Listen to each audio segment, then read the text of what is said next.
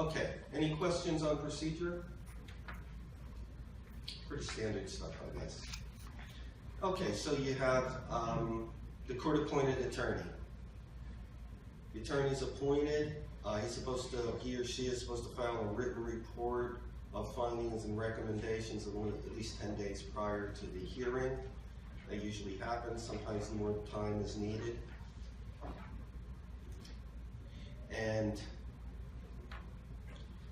you've got the letters of guardianship, which are usually issued within 30 days. They're supposed to be issued. Sometimes they take longer, but that's usually the amount of time. Then what's important is you're supposed to establish a baseline for the assets. So in other words, often the proposed guardians don't know every asset that the ward has. The ward may have been taking care of himself or herself pretty much. They may have been independent for a long period of time, or didn't want assistance from loved ones or family members. So, you know, the child, usually it's the adult child that's getting involved, may not have all the information required. So you put down what you know in the certification, and then once they're appointed, it's good to go back. They have 90 days to go back, get on top of the finances, prepare a affidavit showing the inventory of the assets. So you establish the baseline, and then with the annual reports, you show what happened to the assets over time. You know, what they were used for, how much they have every year, what the spend down is, those type of things. Supposed to file an accounting. Like I said, I've never seen any follow-up with the accounting. Maybe that'll change. Where the failure to file an accounting usually comes in is when you have challenges by someone else. If another family member says they're not taking care of the ward, or there's any kind of litigation, you know, invariably you get a statement from the other person saying, look, they never filed the annual report. And often they didn't.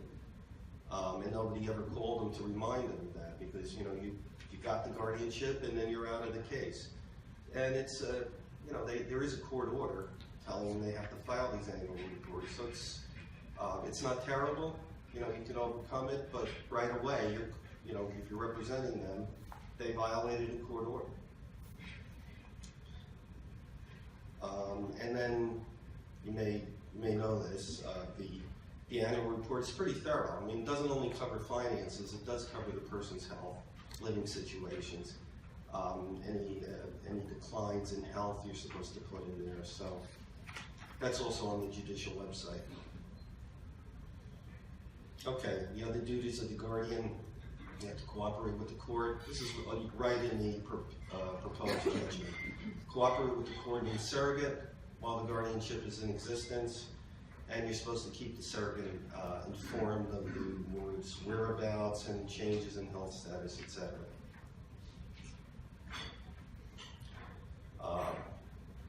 Ward passes away, you're supposed to provide a copy of the death certificate.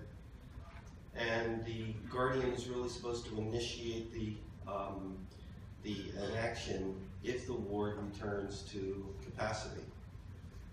It happens. Not every day, but it does happen. Okay, so 9 times out of 10, you're going to have the cases that you have are going to be uncontested. You're going to file. Often the family has had a discussion about the situation, and the proposed guardians have come forward. Sometimes they're discussing it in your office about who would be best to be the guardian, and sometimes that doesn't happen. And when it doesn't happen, sometimes you're expecting an uncontested guardianship and it doesn't turn out to be that way. Sometimes you file for guardianship and the ward comes forward and tells the court-appointed counsel they don't want a guardian. They don't need it. They have capacity. Sometimes the ward doesn't want the guardian, the proposed guardian, as their guardian. They want somebody else. Sometimes some other family member comes forward and says, that there isn't a lack of capacity, we're fine, or that person is not the best person to be guardian. So all of a sudden, it's not an uncontested matter anymore. So when that happens, and basically you hear about it during the pendency of the action.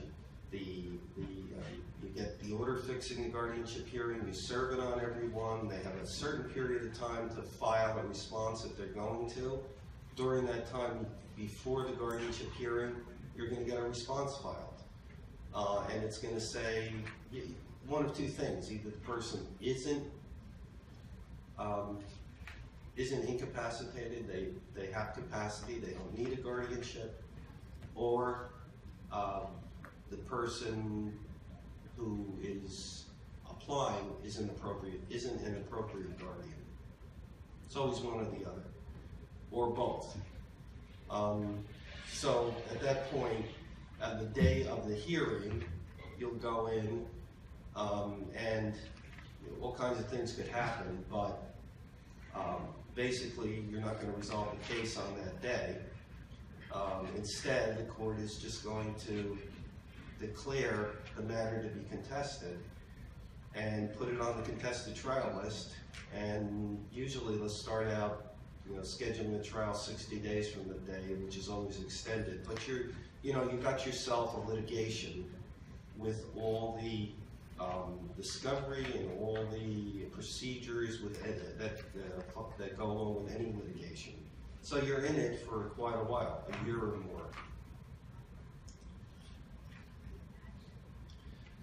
Sometimes what happens is on that hearing date, in addition to the court declaring the matter contested, sometimes the court-appointed counsel will ask the court to appoint a guardian ad litem.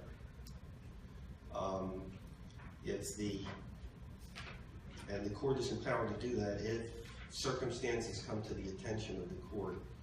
And they're going to come to the attention of the court through the court-appointed counsel. Often the counsel will be getting direction from the ward that really don't make sense, or the attorney that's been appointed doesn't feel as though does it really advance the ward's interests to do what he or she wants the court-appointed counsel to do. So these things are supposed to be brought to the court's attention. They often will be, and you may get another attorney involved as guardian ad litem.